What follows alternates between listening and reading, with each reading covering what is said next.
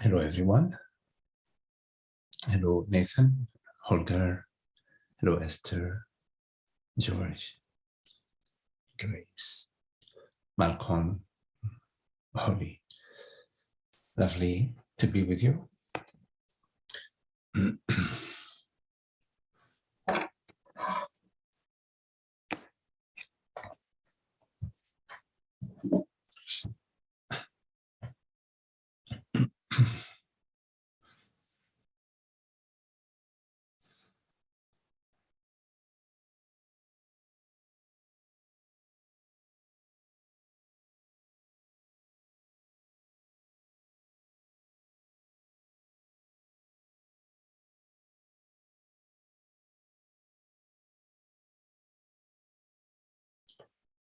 So from presence, as presence, you are undefined.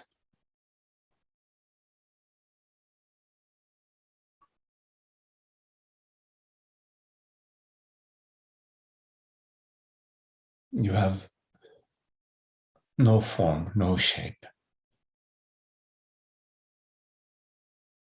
no size.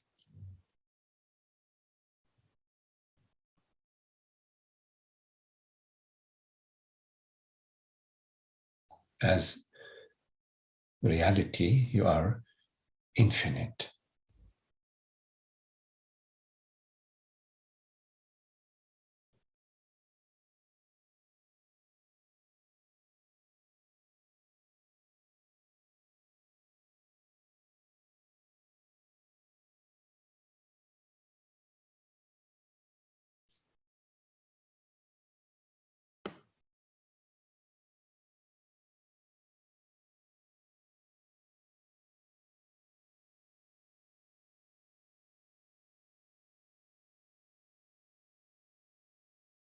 When you breathe, it is the universe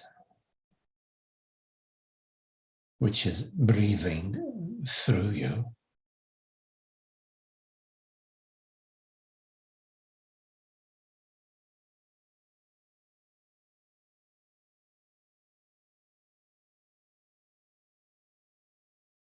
When you hear, it is the universe that is hearing.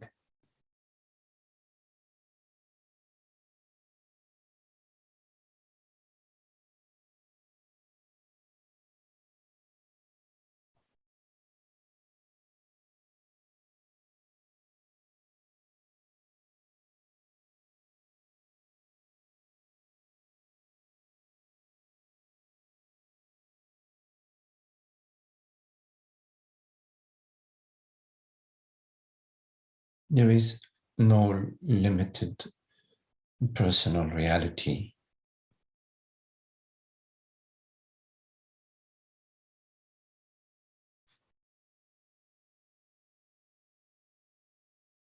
There is no person to comfort.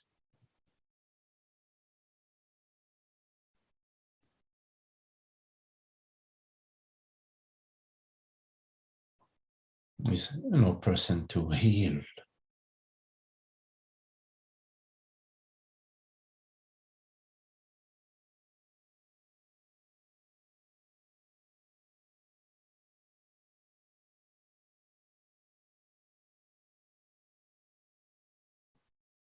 That is your direct, pure experience.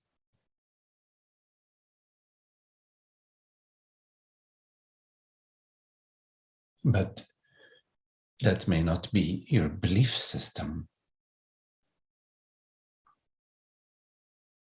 and your feeling system.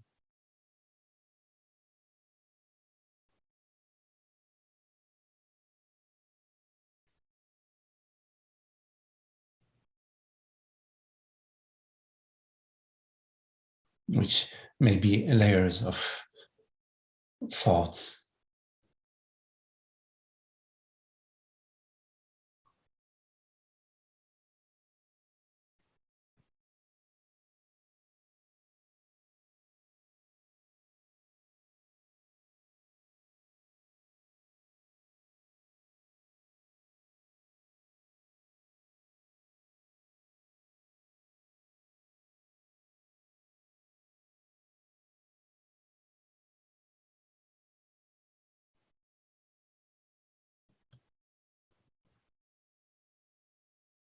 The direct pointing is reality pointing directly to itself, from itself to itself.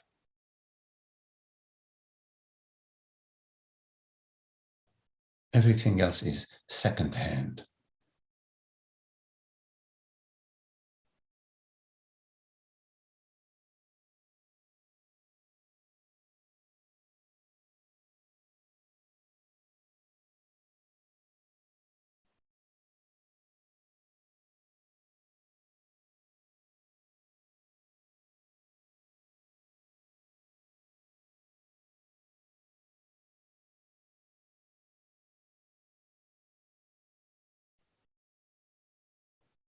So in imagining yourself to be a second-hand character,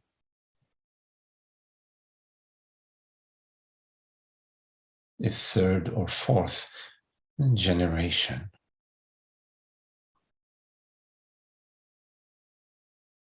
ask yourself, what is it that perceives?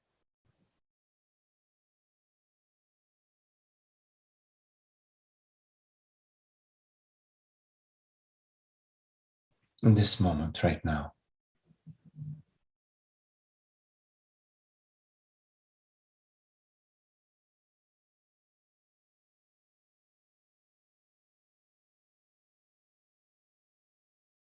Is it the body-mind that perceives?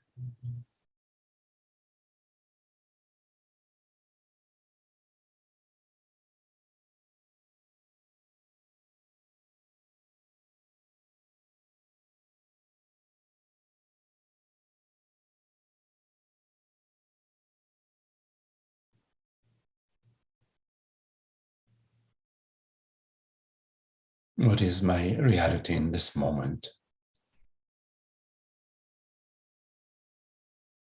Is it a personal structure that is made out of memories and images and recollections?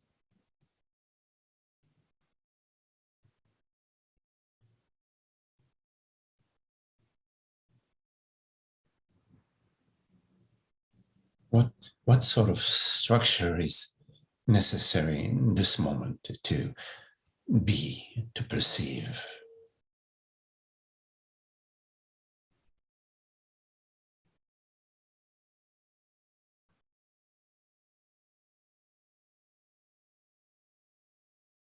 Can I navigate thought, the limited process of thinking,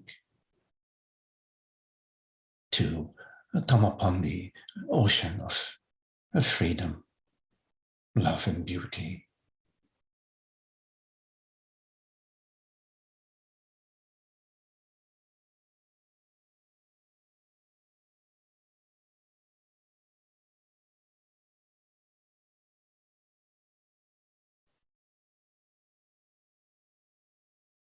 How many millions of thoughts and experiences and mind states do I need to know myself as this aware presence right now?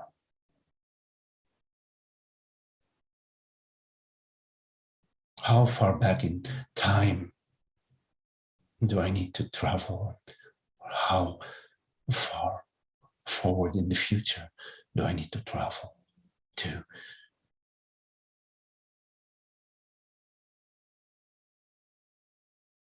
awaken to presence, to being in this moment?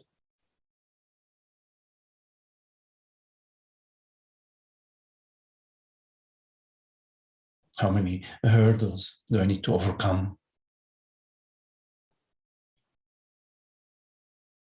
How many problems I need to solve? How many attainments do I need to attain to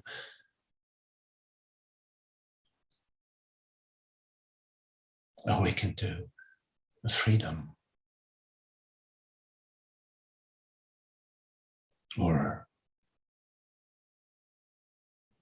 is the causeless freedom, causeless peace available right now in this moment of being,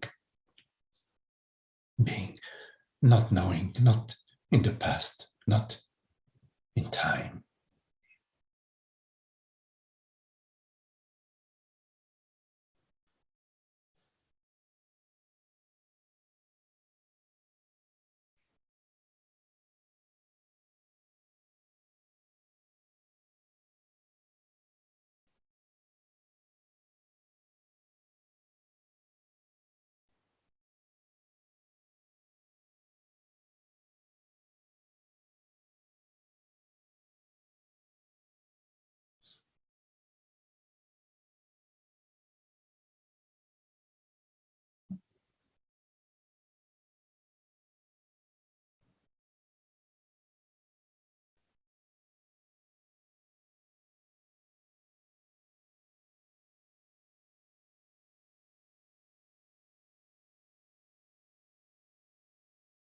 We have been playing the game of being somebody.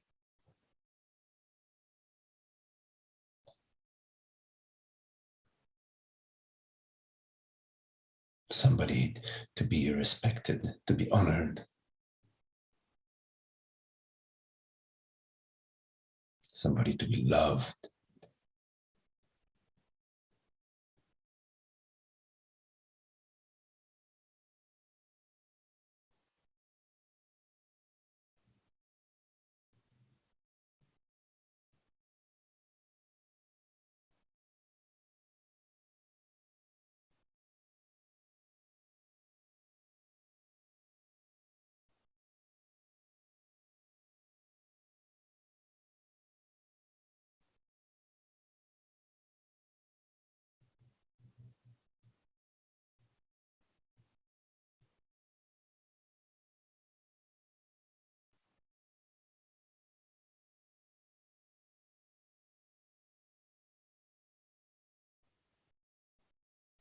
This sense of personal self, which is given so much importance.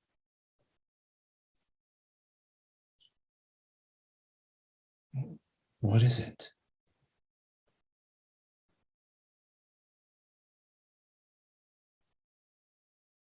What is this sense of personal self? What is it made of? What is it that we are defending, protecting, getting irritated?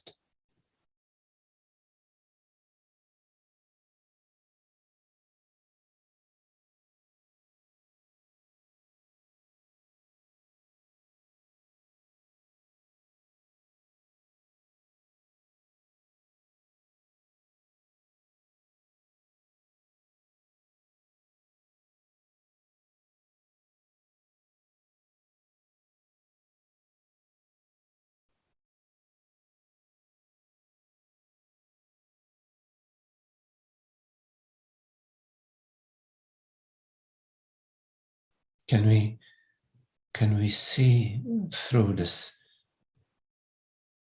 hallucination, this process of make believe that I am somebody,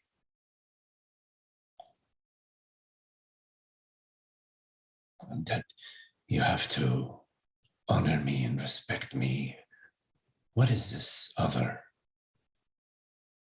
Make believe myself, make believe another.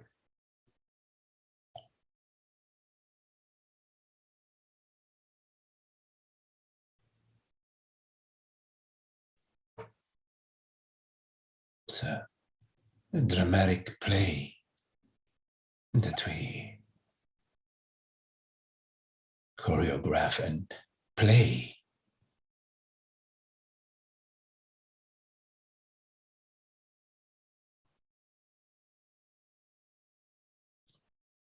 And then we throw in the spice. We add to the mix the feelings, the emotions.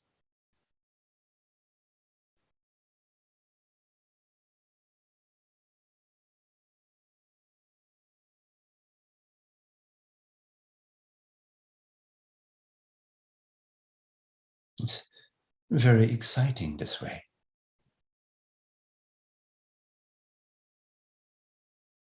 Because then you feel it. It stings. There's something in this sting, in this spice.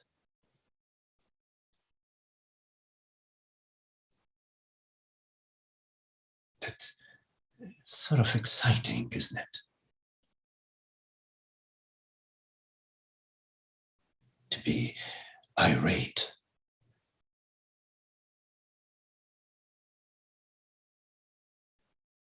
To feel the juices pumping through the body, the face getting red.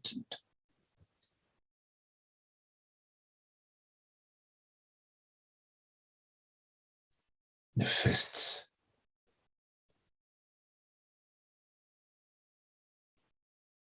The shoulders, the neck, and the belly getting all hot.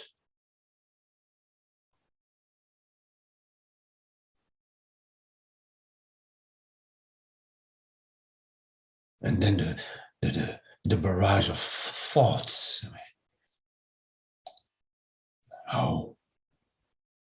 How dare they do this to me?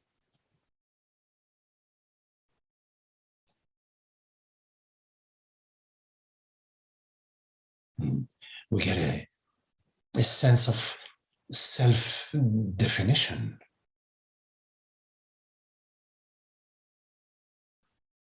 Personal power.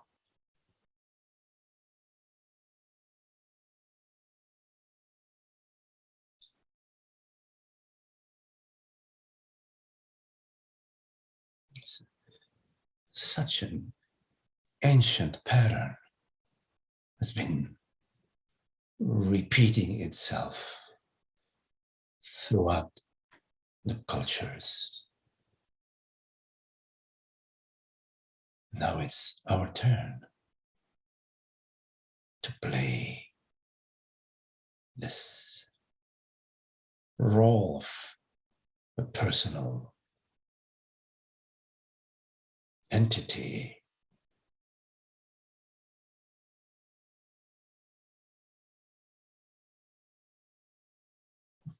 It's fascinating, isn't it?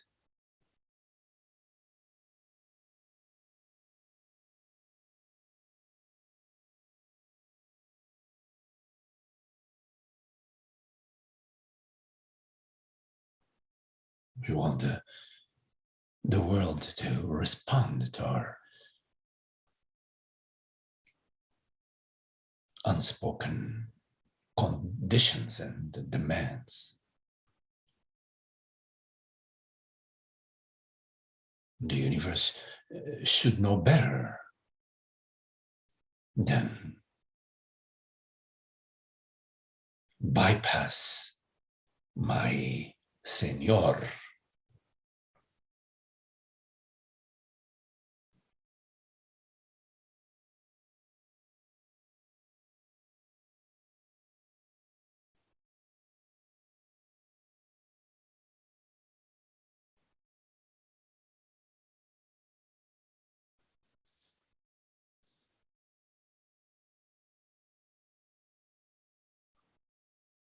Then we want to lash out.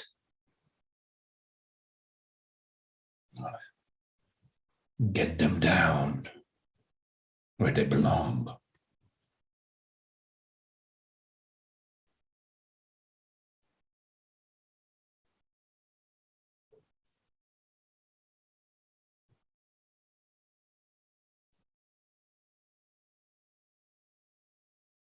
We get caught in the spider's web.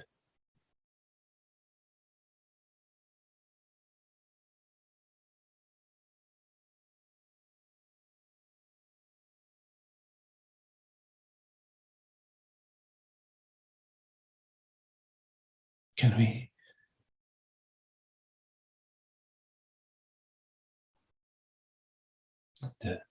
let the spider come and bite us, bite right through our sense of self?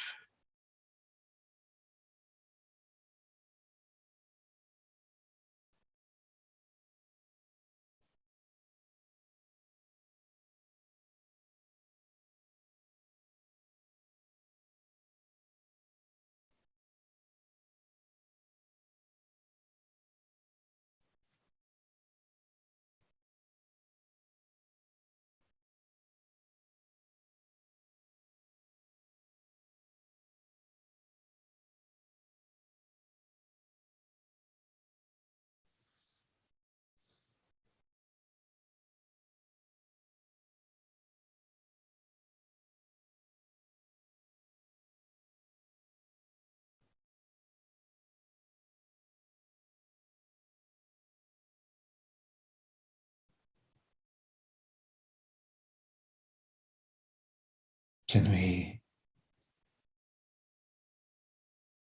experience whatever appears to us with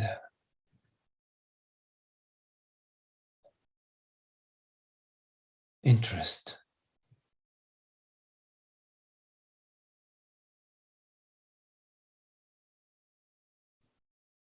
and an interest that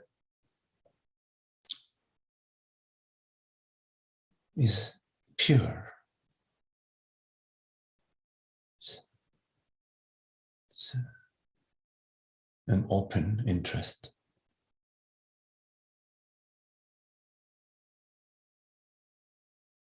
Where moment by moment we are discovered, we are uncovered, unveiled.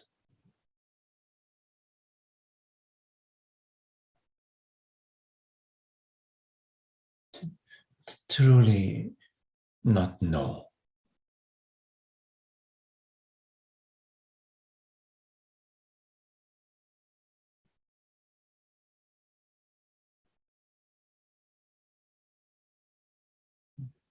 Not to know anything.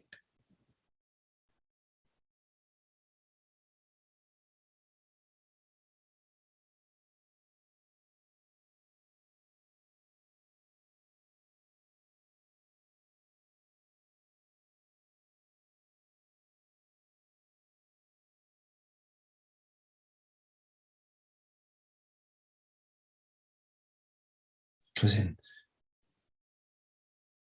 in being that which we are, we already are, already is. Nothing lacking.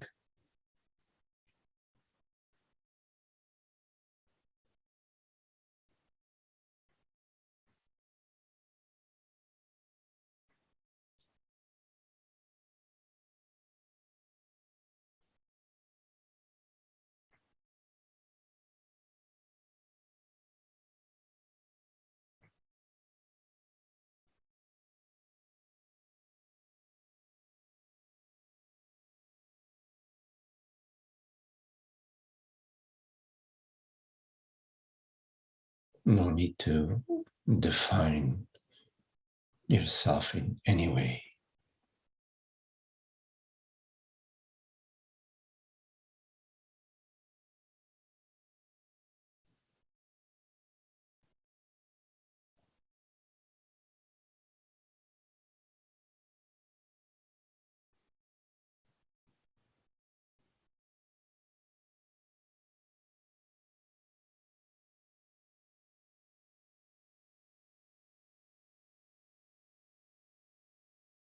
because you are the totality.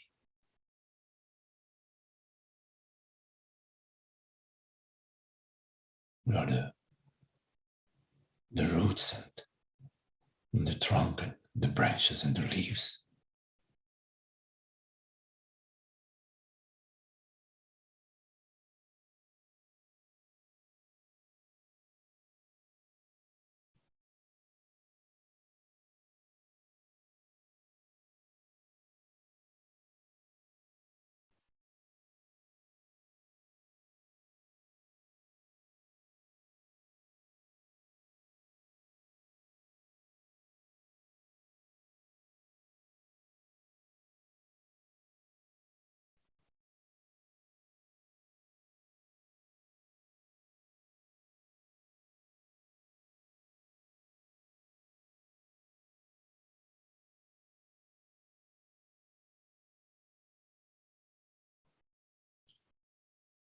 You don't need to beat around the bush.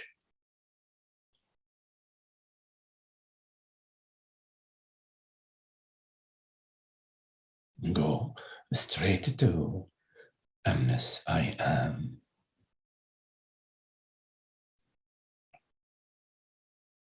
You will find it.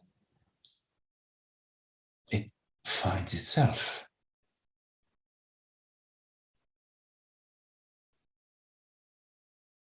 Not as an object, not as a form, a particular form, but as being, borderless, universal being, edgeless being. Not some concept, not an image, not an idea.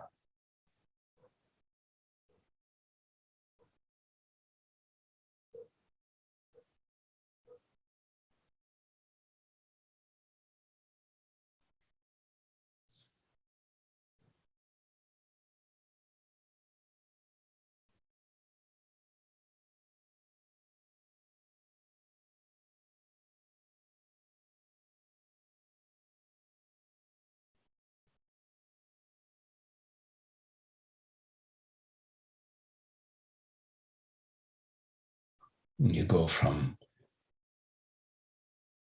being a so-called particular wave to your true being, which is the ocean.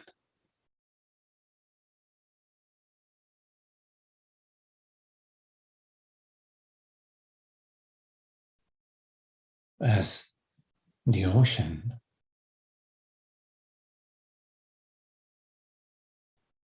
infinite waves,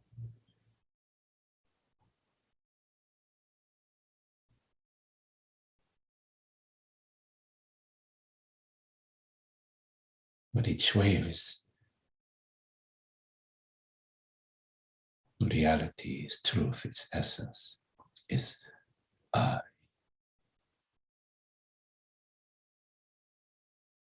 universal being.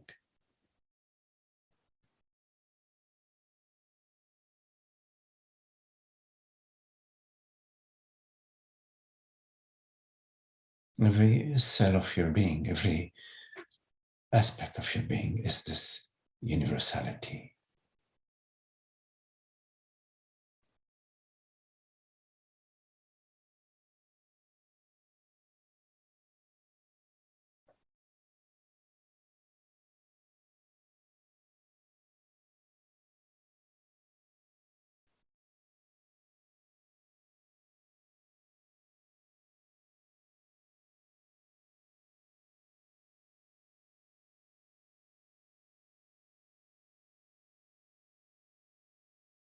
Every ray of sunshine points to the sun.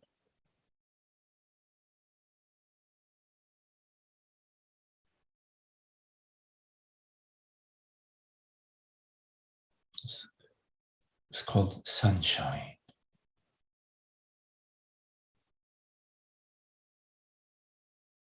the sun shining.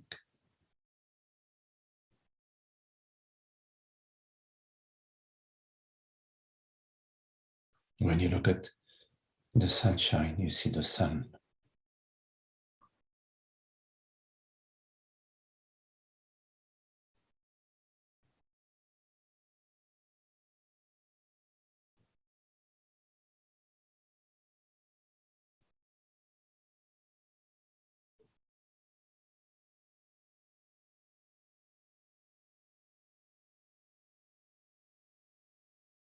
Whenever you refer to I, you're referring to God's being.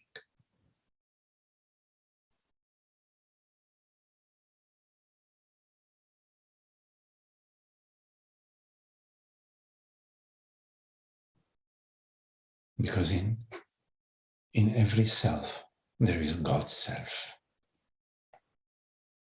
Like in every ray of sunshine, there is the sun.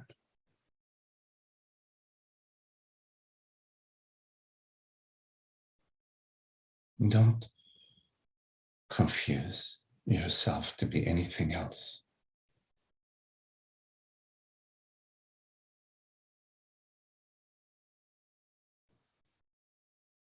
So be open, remain open to the mystery.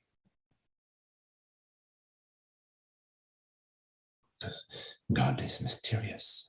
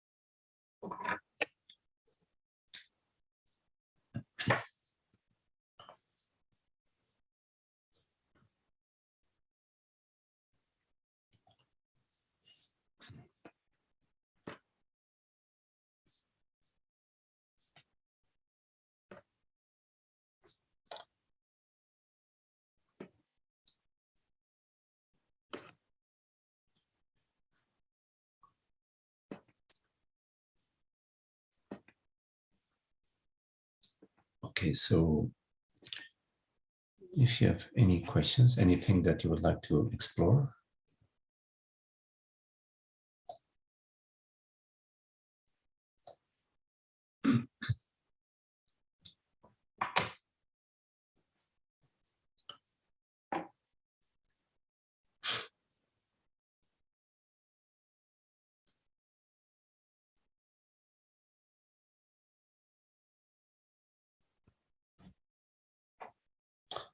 Yes, Holger.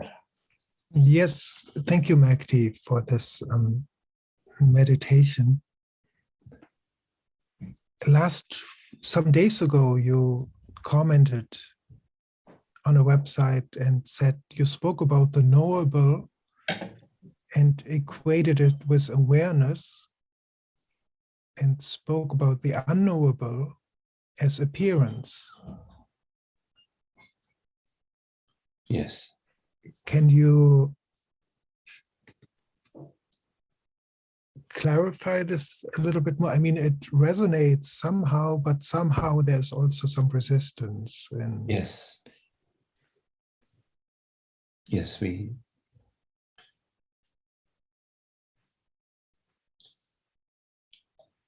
in our belief system, in ignorance, we attribute reality to appearance. So the oak tree in the yard is real. My mother is real. My body is real. Mount Nero is real. And we attribute some concept like, or a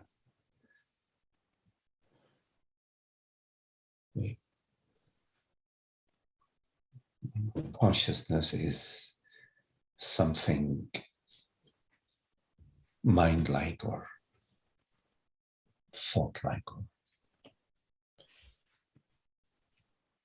And while in fact, our experience is just the opposite.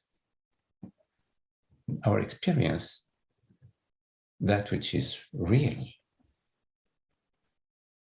is not that which is visible. That which is visible in our experience is constantly changing, shifting. If you are intoxicated, then your entire perception, or the world that you a few hours ago or a day before appeared in a certain way to you, is completely shifted. If you are experiencing a certain emotional state, your perception about the world and about your feelings is shifted. In our experience, not in our belief structure, in our direct experience, that which is known is consciousness. Not only it is known because it is self-knowing, but it's also all-knowing. So knowingness belongs to consciousness, to reality. The images on the screen depend on the instrument. The body-mind, the human body-mind instrument has a certain fields of certain qualities, certain attributes of perception that are connected, that are specific to the body-mind instrument. And that, as we said, changes depending on, for example, when the body-mind instrument Magdi was 2 months old, the perceptual field and the experience, that which was experienced is not that which is experienced in the body-mind at this moment, or at different times in the age of the body. So the body-mind instrument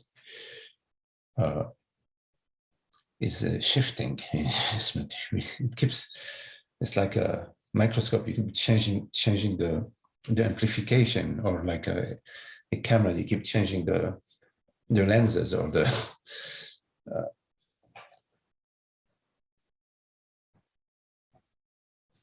in our thinking, we have it reversed. We attribute reality to thoughts, to feelings, to perceptions. We say that's what is known. We say this is what is known. But where is all this that which is known in deep sleep? What do you know? Or in the dream state, what do you know? But we don't need to even go so far. Just even in your waking state, if you look in your waking state, how things are constantly changing.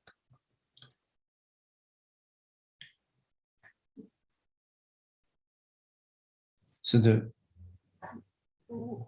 we need to come to certainty that about that which is real. That the reality is not material. The essence of things is not the thing.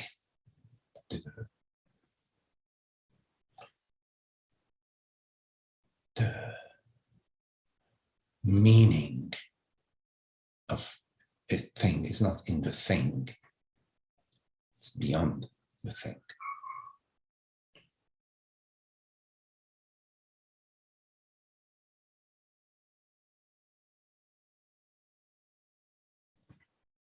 This certainty about reality, it goes hand in hand with the certainty of I. Because reality is knowing. It is made out of knowingness.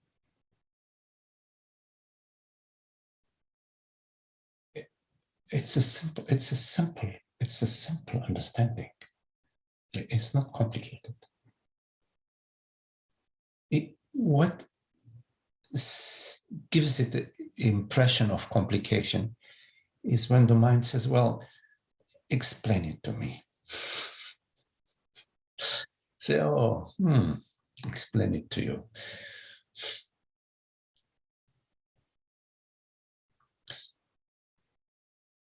But it's a simple understanding that reality is knowing.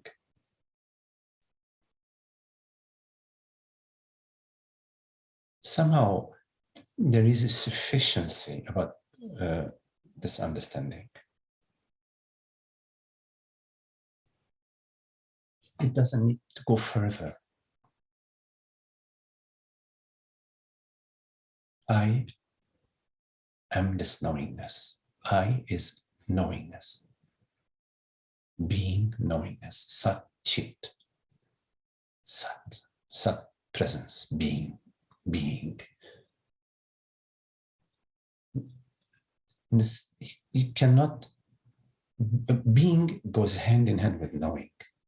It's not possible to be without knowing that you are. It's not possible to know without being. You have to be in order to know. So there, the two sides of a coin that has zero thickness.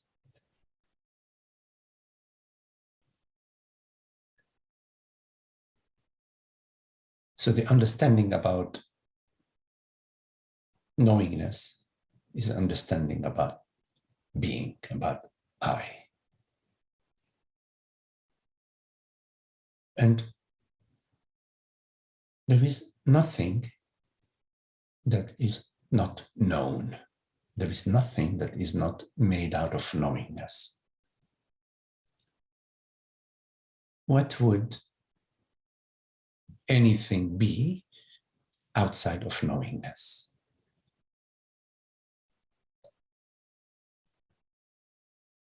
Even an imagined unicorn, a flying unicorn. There is an aspect of knowingness. It is made out of knowingness, of knowing. So there is no unicorn, in fact. There is just knowing. Awareness. So yes, you could say that knowing, a unicorn is knowingness taken on the form of a unicorn somehow, out of its creativity and sense of play and freedom. We can add more wings to the unicorn and have a unicorn that changes color, a chameleon unicorn with multiple wings.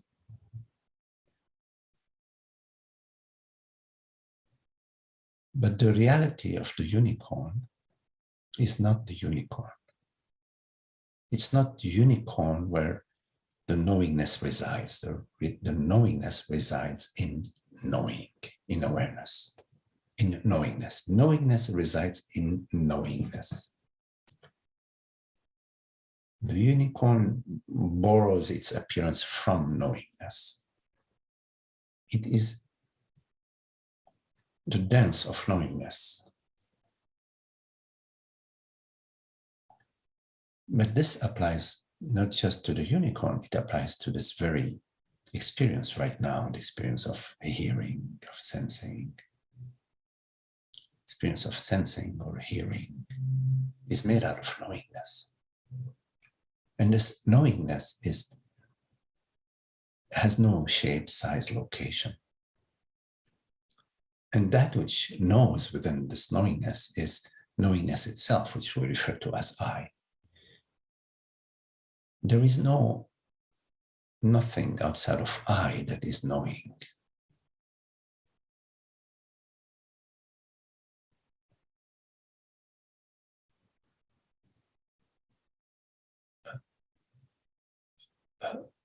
Knowingness refers to itself as I.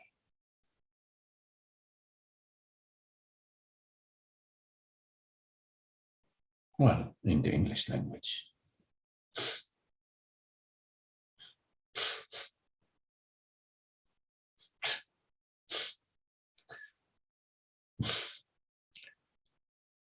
Yo.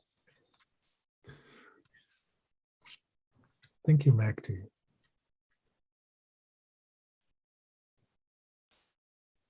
Yeah. Yeah.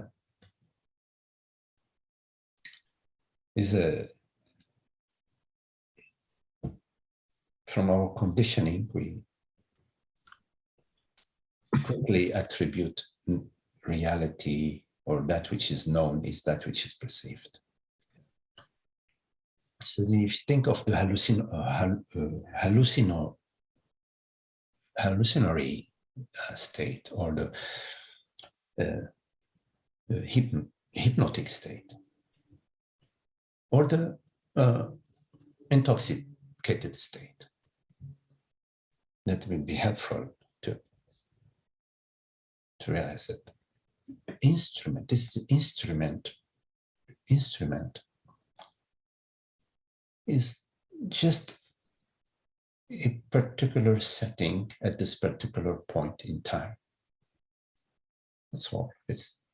But the instrument is constantly changing, and there are rezillions of wavelets on the surface of the pond. And so the sun shines in so many different ways upon so many wavelets on the surface of the pond that are constantly, dancing with the rays of the sun, you see.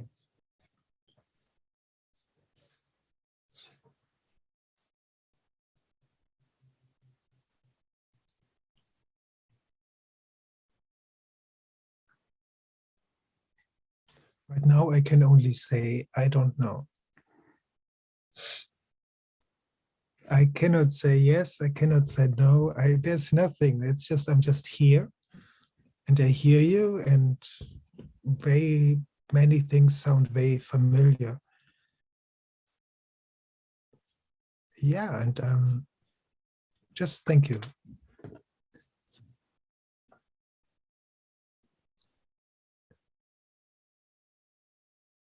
I also don't know. So.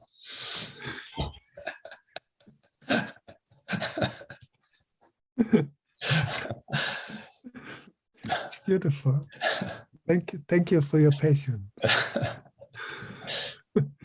There's just this idea always, this wanting to be someone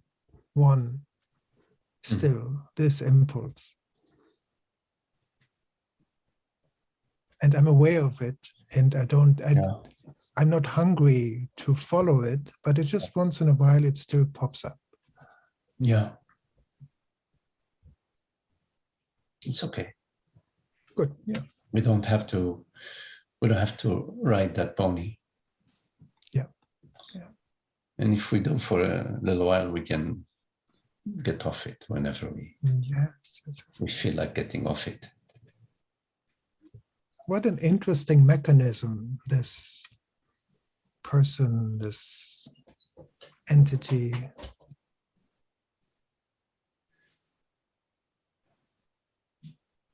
Well, it is interesting. What's fascinating is being, is to be. Is that there is something rather than nothing. That's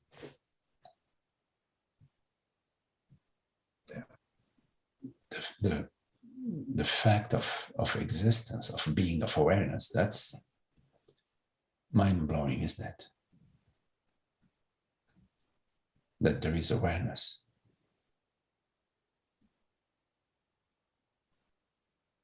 That we are.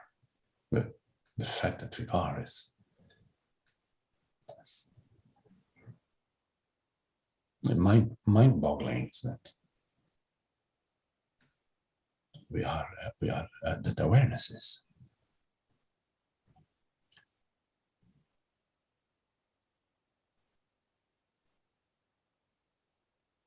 It's humbling.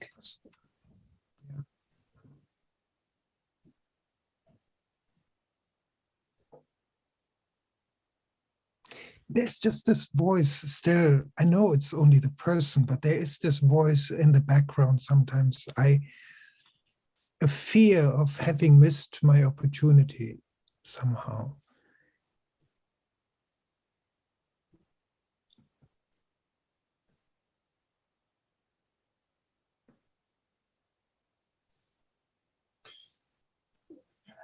I mean, God, it's crazy. God is extreme generosity and givingness and bounty beyond limits, limitations. And we are never abandoned.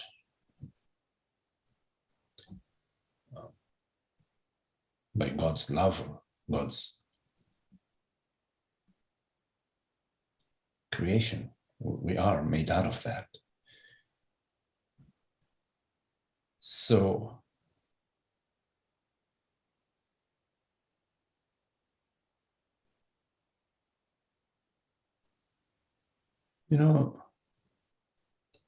these thoughts, this impression may arise, but they become less and less significant or relevant to us. So what? We're not trying to be anything or get anywhere and find, okay, it's not a big deal, not a big deal. So it's not a tragedy. And it's also humble in a way to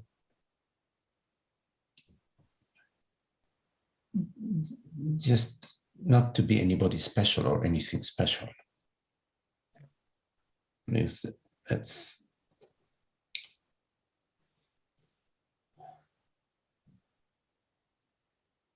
Yeah, thank you.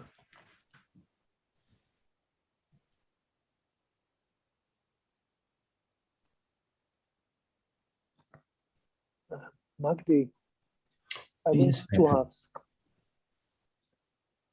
is the not knowing is this openness to knowingness? It's like kind of making the space for the knowingness to be as it is. Yes, and not knowing is not an empty not knowing. Not knowing is actually knowingness itself. So I think this was what was in the post that Holger brought up, that in fact, knowing is what reality is. And but it is not knowing in that it is not knowing of objects. It's not an objective knowing. So in a way, it's not knowing, not knowing in that there isn't an objective aspect to knowingness. Knowingness only knows itself, but there is no other self outside of the self. It's not like it only knows itself, but it does not know ... There is no other knowingness outside of knowingness. There's no other reality to know or to discover or to uncover outside of the one reality, which is the reality of consciousness. So not knowing is a way of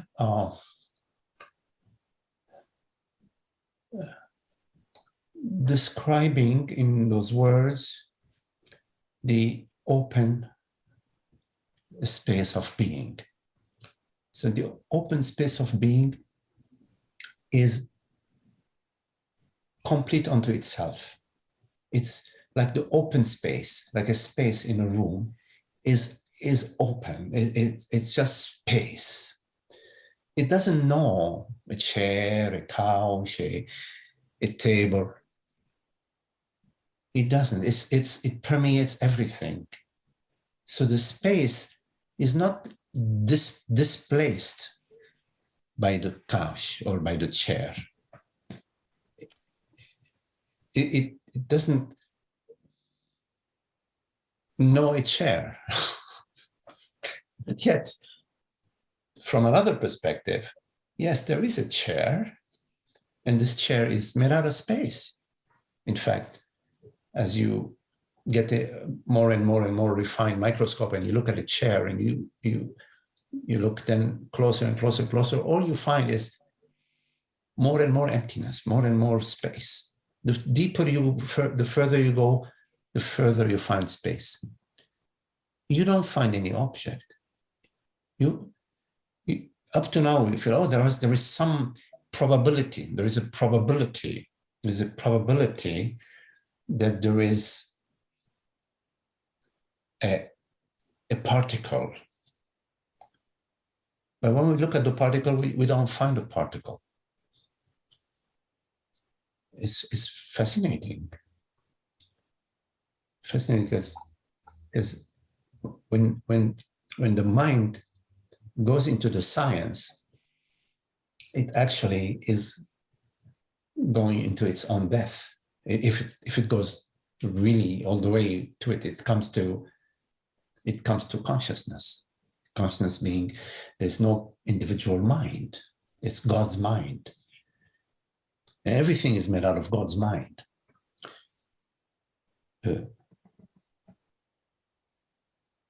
We speak of knowing in that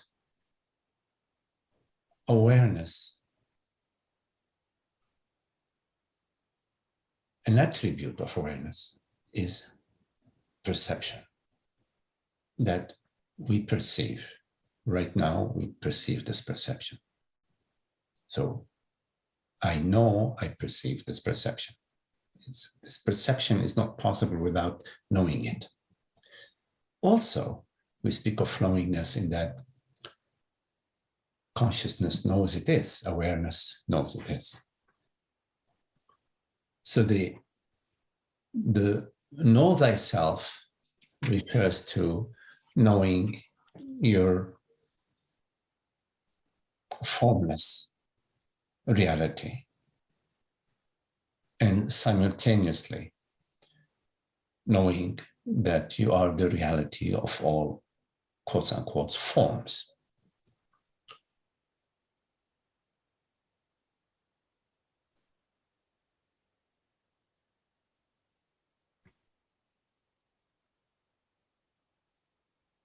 There's a freedom in not knowing,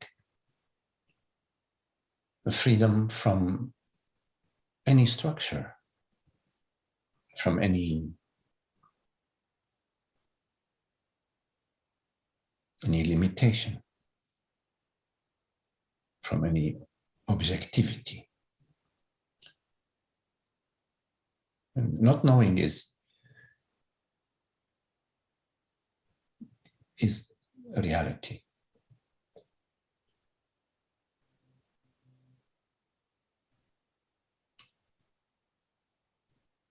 In that everything that we know refers to this reality, which is not knowing.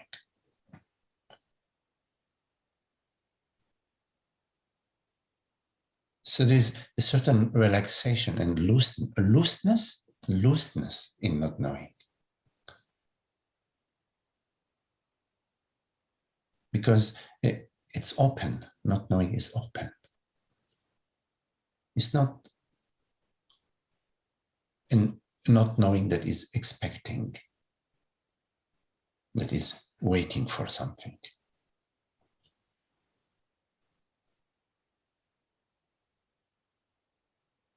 It's a not knowing like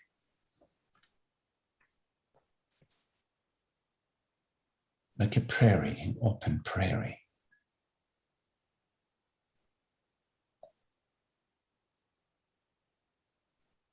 And in this open prairie, there's just the prairie, just being the prairie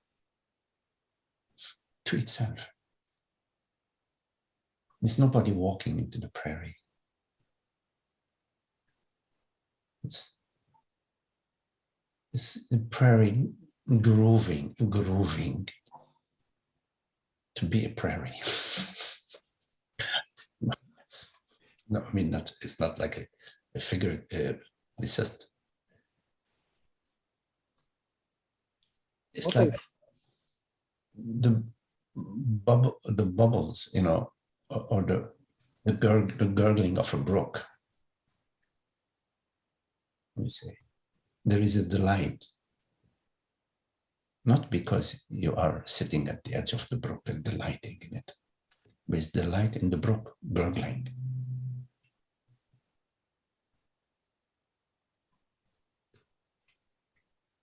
And there is a delight in being. Being is delightful. But being somebody now is a different matter.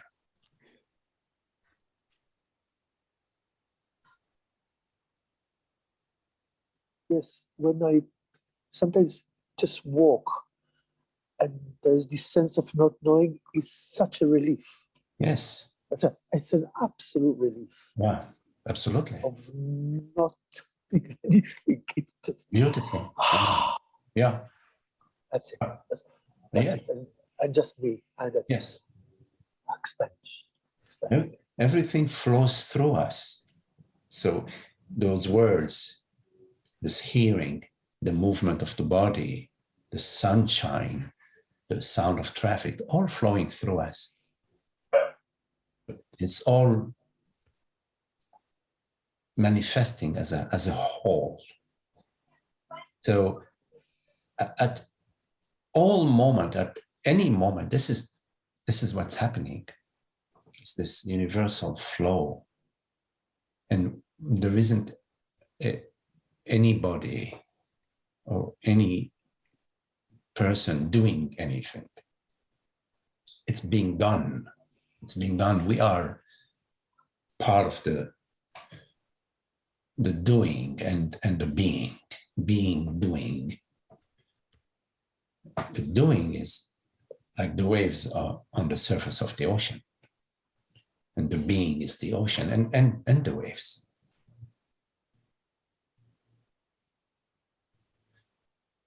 So beautiful. Absolutely beautiful. Yes, yes. So we get a sense of that, like you say. And then we, because of our habit, to be somebody. We invite our understanding. We say, okay, we invite this understanding into our life, into our relationships, how we speak, how we act, how we move, how we respond, how we lie down in bed, how we live.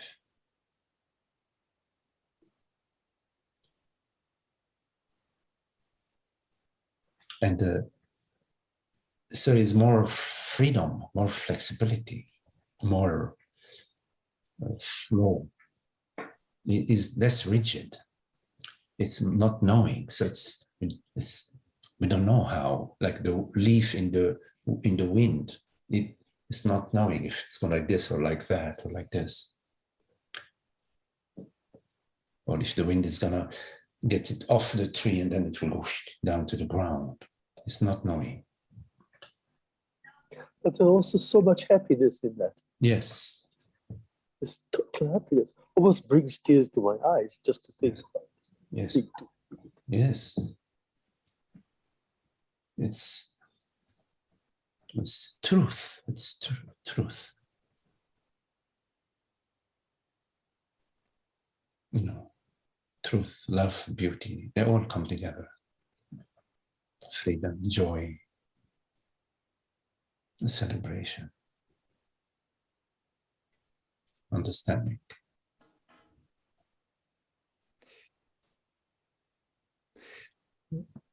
But somehow it's a conscious not knowing. It is not the knowing of someone being drunk or dumb. Oh yes, yes, yes. I wouldn't say that intoxicated mind is a not knowing mind. I would say that intoxicated mind is a cluttered. Yeah. It is not knowing in a structured way. It's knowing in a very confused, diffuse way. Yes, yes, Holger. Yes, it is. But I wouldn't use the word conscious somehow, except if you're using the term conscious in that not knowing is knowing that it's not knowing in that sense. I don't know. But then we're getting, we're pulling hair. Yeah. But I get what you are. Yes, the distinction you are making is an important one. It's not knowing in that a mind state. It's not a mind state. But there is a resistance or a difficulty in appreciating and allowing and living this not knowing.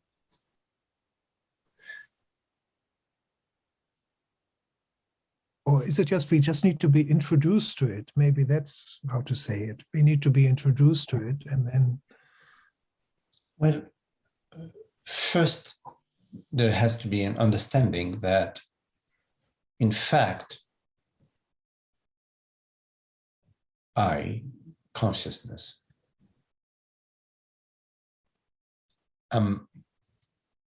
formless, non-phenomenal reality.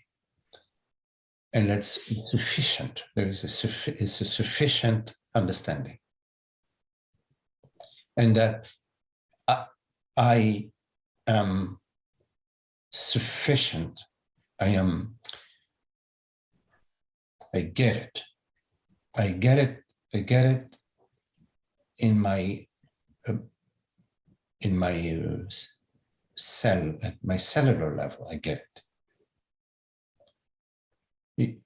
So the understanding that I am this formless awareness has an aspect at the feeling level, at the sensory level.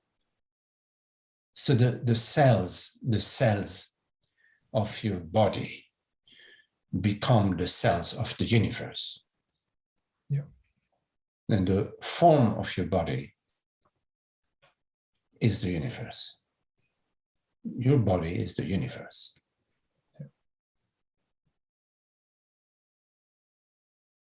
So the resistance always comes from the I am somebody, a particular mind position which I take myself to be or I give importance to. But if I am the universe, then everything is given importance and nothing is given importance. So there is not much significance in any resistance.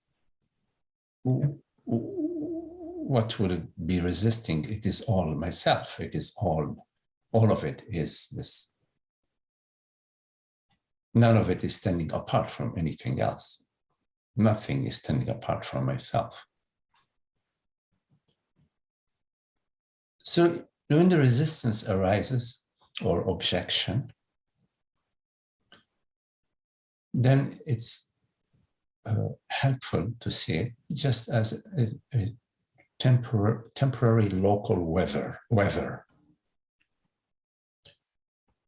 Yeah, okay, so there is a local temporary weather, a wind, a warmth, the sun is shining onto my body and my body is getting hot, feeling hot right now.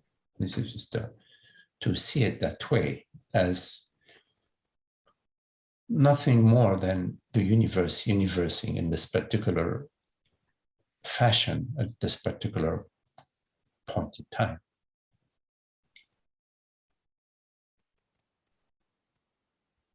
And not to make an issue of it, because if it is an issue, then we need to get the troops. We need to get the paramedics to come and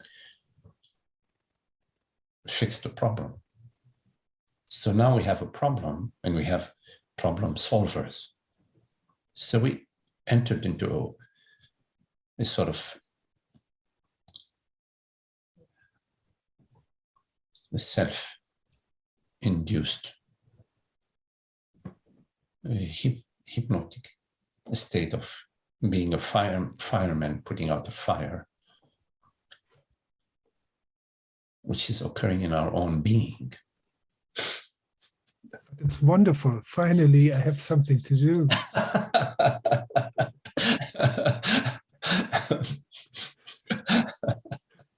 Right, yes. Okay. Well, you know, why not? It could be that. We do that anyways, right? So the proof is in the pudding, right? Wow. It's wonderful. Full of wonder.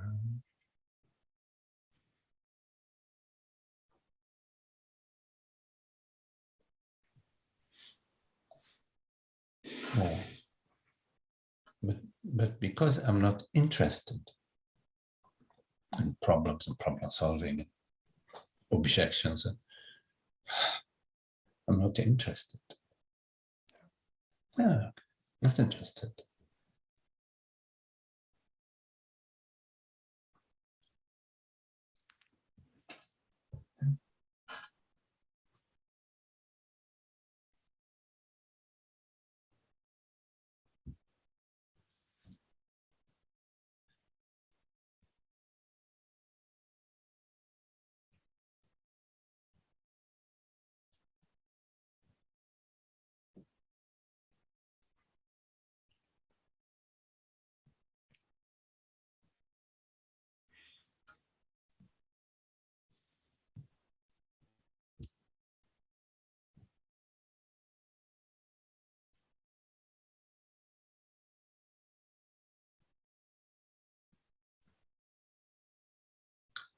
At the feeling state, it's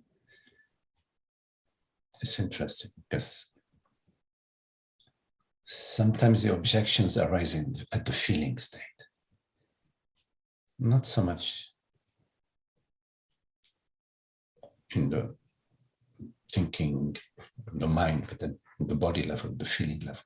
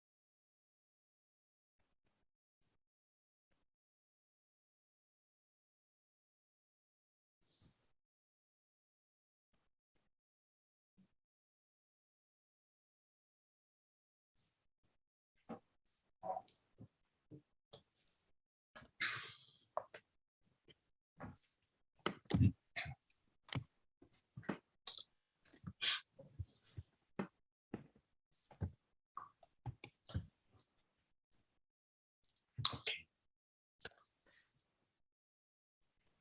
Thank you all, Nathan, Holger, George,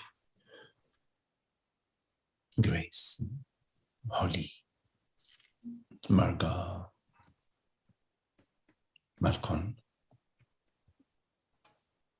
Shiva. Thank you.